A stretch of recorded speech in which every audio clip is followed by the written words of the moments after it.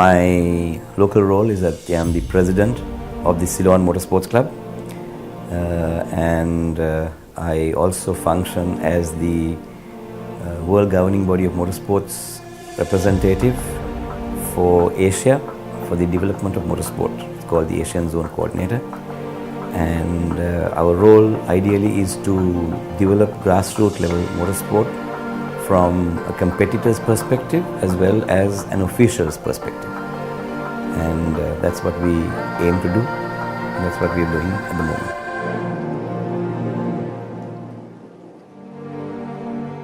X30 is a championship of a one-make engine where karts with that particular engine will be racing in 4 different categories. That is cadet, which are the little kids, to junior, which are kids between a little older, from the kids which is between 12 and above, and then you find the seniors who are over 16, and then there are the veterans.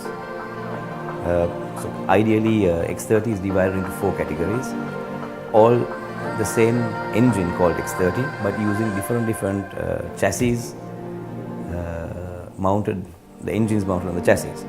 Now X30 Asia is spread amongst many countries in Asia: Singapore, Malaysia, Thailand, China, Macau, Hong Kong, and in Asia itself a wide range of countries. And I think this is the first time that Sri Lanka is going to host an X30 event.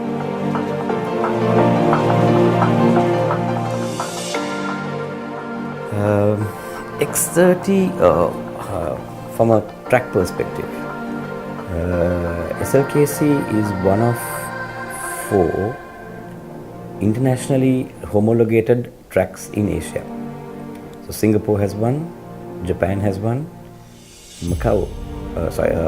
Chinese Taipei has one, and now Sri Lanka. So Sri Lanka is one of 4 internationally licensed and homologated tracks.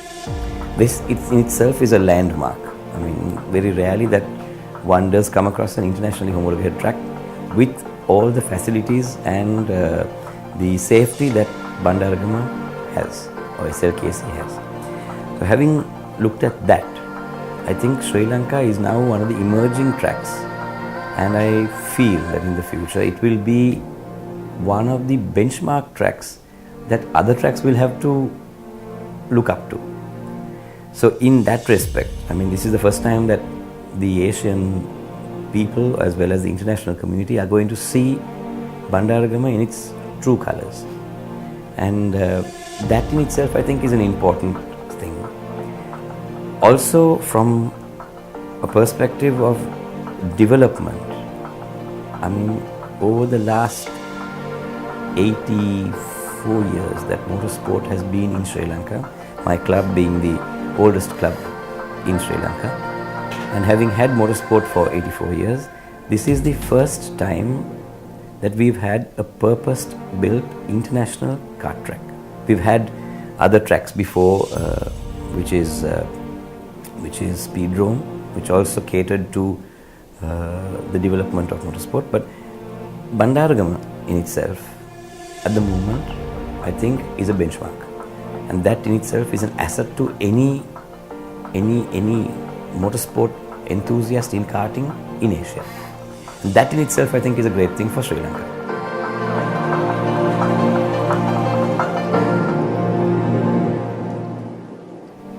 I think this is an ideal opportunity for any budding motorsport driver, enthusiast, sponsor, official. This is the time, because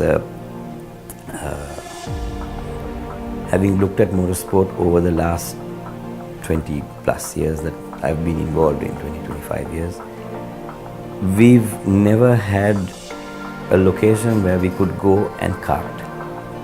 I know, I mean, from the early 80s to the 90s to the 2000s, we've always used a road somewhere. We've closed a road, put some tires against a tree, the lamp posts, and closed it up on a Sunday, and only Sunday, and then we've driven around this temporary circuit. I mean, and at that point of time, the safety was never really looked into. But here comes along SLKC and Bandaragama, and you know, it brings in world-renowned safety. And this is what we should take to the kids of Sri Lanka. I mean, we should take this message to the kids, the parents, and also the corporates who sponsor the kids, and look for that next champion that we have. He may not be in Colombo, he may be in Aurelia, maybe in Gaul, he may be somewhere, but the talent is out there. And with this kind of a track, with this kind of facility, I think everybody should rally around, forget all differences, and get together and have credible events, championships, and run meets and training programs, ideally, to find those next champions. It's out there. It's just a matter of time. And I think we must all embrace the whole thing and make sure that it happens. We must also, at this point of time, if I'm failing in my duty, if I don't thank Mr. David Pires himself. Many people have come and gone, but I think Mr. David Pires was highly committed. Over the last 8 years, he's worked with me very closely, and it's been a wonderful partnership and relationship we've had with him. And I have to thank him from the bottom of my heart. It's something that I didn't have when I was a child, and it's something that he is going to give to the next generation and our kids. And I think with all due respect, we need to thank him from the bottom of our hearts that he's put this whole thing together. And